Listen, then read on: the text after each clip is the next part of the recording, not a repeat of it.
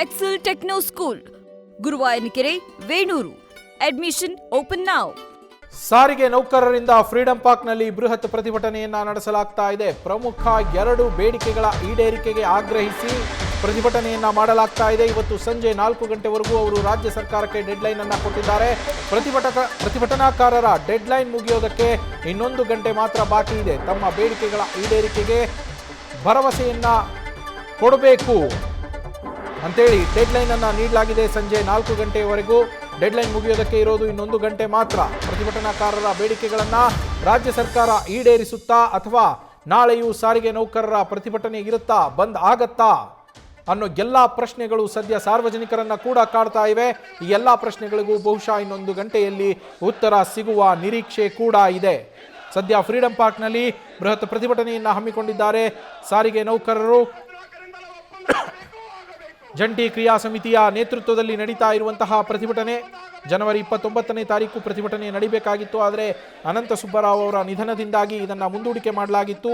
ಇವತ್ತು ಪ್ರತಿಭಟನೆಯನ್ನು ಹಮ್ಮಿಕೊಳ್ಳಲಾಗಿದ್ದು ಇವತ್ತು ಸಂಜೆ 4 ಗಂಟೆಯವರೆಗೂ ಕೂಡ ಡೆಡ್ಲೈನ್ ಅನ್ನು ನೀಡಲಾಗಿದೆ ರಾಜ್ಯ ಸರ್ಕಾರಕ್ಕೆ ಸಾರಿಗೆ ನೌಕರರ ಬೇಡಿಕೆಗಳನ್ನು ಈಡೇರಿಸುವ ನಿಟ್ಟಿನಲ್ಲಿ. ಪ್ರಮುಖವಾಗಿ 2 ಬೇಡಿಕೆಗಳಿರುವಂಥದ್ದು ಅವ್ರದ್ದು. ಒಂದು, 38 ತಿಂಗಳ ಹಿಂಬಾಕಿಯನ್ನು ಕೊಡಬೇಕು ಅಂತ. ಈಗಾಗಲೇ ಇದಕ್ಕೆ ರಾಜ್ಯ ಸರ್ಕಾರ ತನ್ನ ಕೌಂಟರ್ ಆಫರ್ ಅನ್ನು ಕೊಟ್ಟಿದೆ. ನಾವು 26 ತಿಂಗಳುಗಳ ಹಿಂಬಾಕಿ ಏನಿದೆ, ಅರಿಯರ್ಸ್ ಏನಿದೆ, ಅದನ್ನು ನಾವು ಕೊಡೋದಕ್ಕೆ ರೆಡಿ ಇದ್ದೀವಿ ಅಂತೇಳಿ. ಆದರೆ ಇದಕ್ಕೆ ಸಾರಿಗೆ ನೌಕರರು ಒಪ್ಪಿಲ್ಲ. 38 ತಿಂಗಳು ಕೊಡಲೇಬೇಕು ಅಂತ ಪಟ್ಟು ಹಿಡಿದಿದ್ದಾರೆ.